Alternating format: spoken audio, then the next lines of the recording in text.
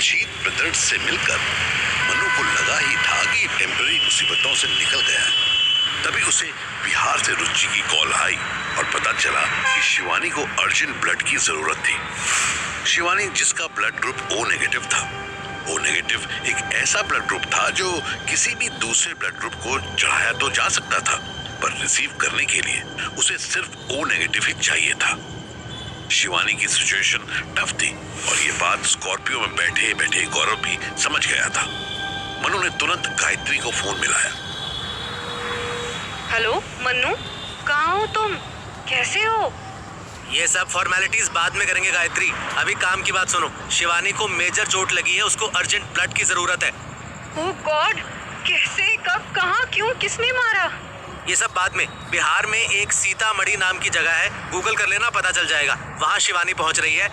वो तो ठीक है यार, बट यू नो ना, I don't have a universal donor blood group. मैं कैसे करूँगी अरेंज?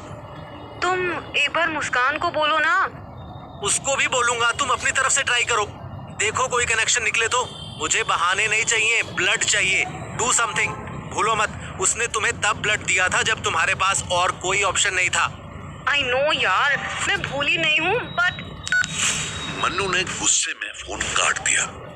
साली कमीनी, अपना काम निकल गया तो अब बहाने मार रही है। सर जी, गुस्सा ना करो तो एक बात बोलूं। कैसे ना करूं गुस्सा? शिवानी चूतिया थी जो उसने अपना ब्लड इसको दिया। बता तू, इस कुतिया को वहीं मरने के लिए छोड़ देती, सही रहता। सर जी, मैं कह रहा था कि आप उस पे गुस्सा कर लो ना, पर मुझ पे मत करो, क्योंकि मैं तो आपके ही फेवर में हूँ ना। हाँ बोल, फेवर वाले तू भी बोल। नहीं, मैं तो बस इतना कह रहा था कि आप आराम से कॉल्स कर लो, ड्राइव मैं कर लेता हूँ। बेकारी डिस्टर्बेंस हो रही होगी आपको ड्राइविंग से। रहने दे तू, वैगन आर या डिजायर चलानी अलग बात थी, ये स्कॉर्पियो है। तुझसे नहीं संभली तो इसकी ऐसी तैसी मर जाएगी, इसलिए चुपचाप बैठा रहे। सर जी, ऐसी तैसी मचती है तो मच जाए ना, कौन सी ये अपनी पर्सनल गाड़ी है? मन्नू गौरव का चेहरा देखने लगा। चेला गुरु से तेज हो रहा था। उसने साइड में कार रोकी।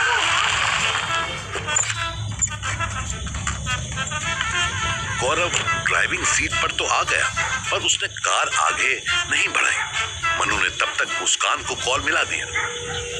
सुन मुस्कान, शिवानी को। आई नो, गीतू ने बात की मुझसे, बोली तुम बहुत बदतमीजी से बात कर रहे थे।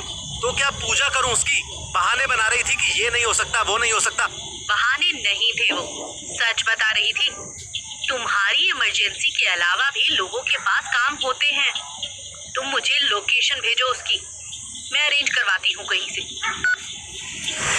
क्या हुआ सर जी, मुंह क्यों उतर गया आपका? साला, जैसे मैंने गायत्री को धोया ना, वैसे ही इस मुस्कान की बच्ची ने मुझे सुना दिया। गौरव ने बड़ी मुश्किल से अपनी हंसी रोकी। मन्नू तीसरी कॉल करने लगा। उसने अपनी अंबाला वाली बचपन की फ्रेंड निशा को कॉल मिलाया। निशा सुन, एक अर्जेंसी है। बता। एक जगह अर्जेंट ब्लड चाहिए। तेरा ब्लड ग्रुप क्या है? कोई भी हो, तेरे किसी काम नहीं आना। कैसी बात कर रही है यार, अर्जेंसी समझ। तूने समझी? मतलब ये कि मैं प्रेग्नेंट हूँ। तूने प्रॉमिस किया था कि तू इसके बाप को ढूंढ कर लाएगा। कहाँ है अथर्व, बता। वो तो मैं, लेकिन तू तो बोली थी कि अबॉर्शन करवा लेगी। नहीं हुआ, कॉम्प्लिकेसी आ गई। मेरी जान जा सकती थी, क्या करती? ओह शिट, मैं ढूंढूंगा उसे, तू थोड़ा टाइम दे और अपना ख्याल रख। तुझे किसके लिए ब्लड की जरूरत पड़ गई? मन्नू फालतू बातों में टाइम वेस्ट नहीं करना चाहता था, पर उसे निशा की चिंता भी हो रही थी। एक बार इन चुतियापों से निकल जाऊं, फिर उस भोसड़ी वाले को भी ढूंढ निकालूंगा। सर जी, किसकी बात कर रहे हो? है एक चना जोर गरम जैसी लाइफ है उसकी, बताऊंगा मैं उसे। अभी तू ड्राइविंग पे ध्यान दे, मैं अंकिता को कॉल करता हूँ। दूसरी ओर बिहार में दोपहर बाद भैया जी सीतामढ़ी पहुंच चुके थे। उनके दोस्त का सब्जियों का गोदाम था, जहां पर शिवानी को छुपा के रखा गया था। रुचि भैया जी के साथ ही खड़ी थी। उसके पैर सूज गए थे। यहाँ भी ज्यादा देर रुकना ठीक नहीं है, पता नहीं कौन कांच गिर जाए। हमें बिटिया को लेकर रात रात ही निकलना होगा। पर भैया जी, दीदी के सब कुछ ने तो कहा था कि वो यही खून का इंतजाम करवा देगा। हम आगे निकल लिए और वो नहीं आ सका तब? किसी अनजान के भरोसे बैठना हमें तो उचित नहीं लग रहा। एक बार बॉर्डर क्रॉस कर लिया, फिर भी उम्मीद है कि इलाज हो जाएगा, खून मिल जाएगा। यहाँ तो न सुविधा मिलेगी ना ही खून।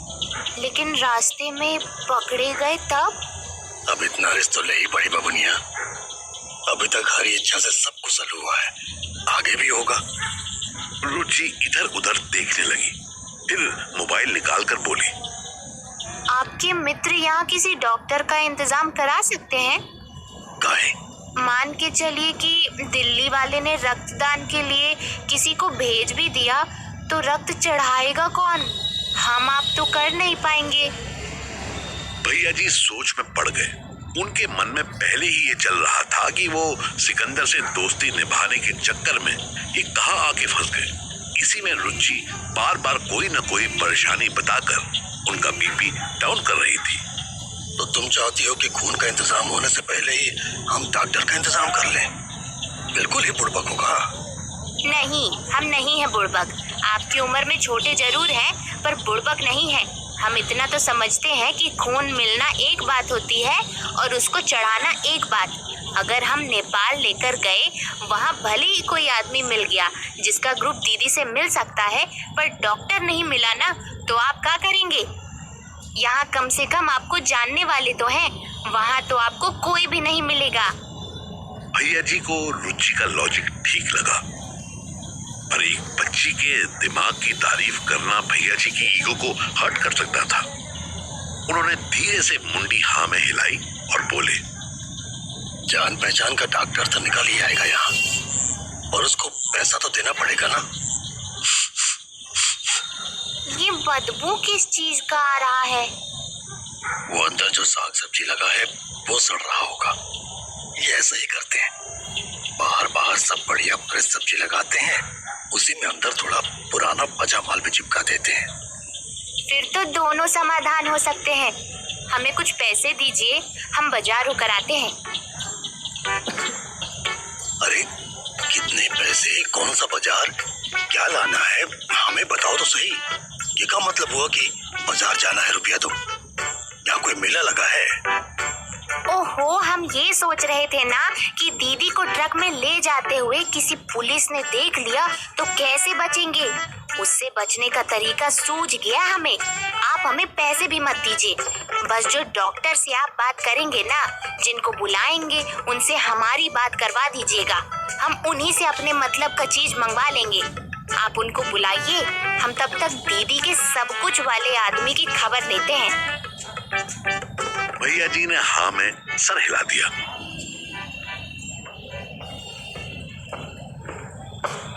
इधर मुंबई के विशाल स्टूडियो में दोपहर की मीटिंग चल रही थी।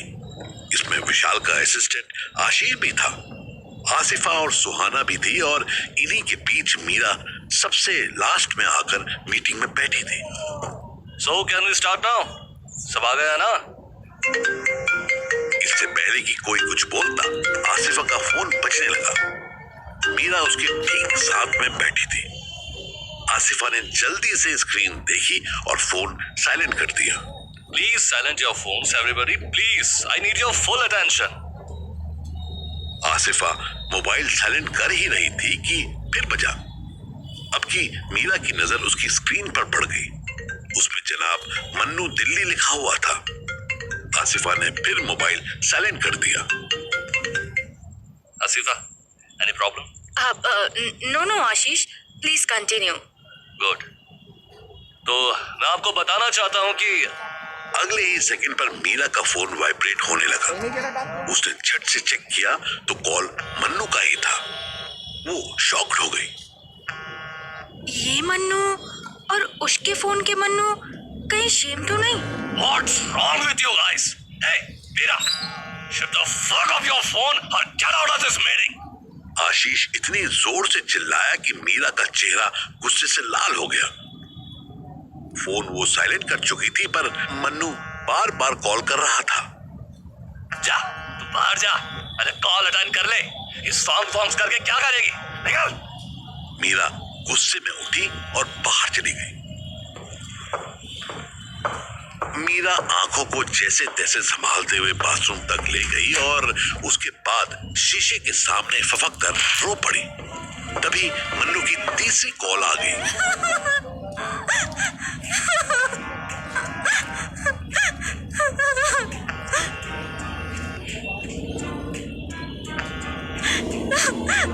हेलो, क्या हुआ तुम्हें? रो क्यों रही हो?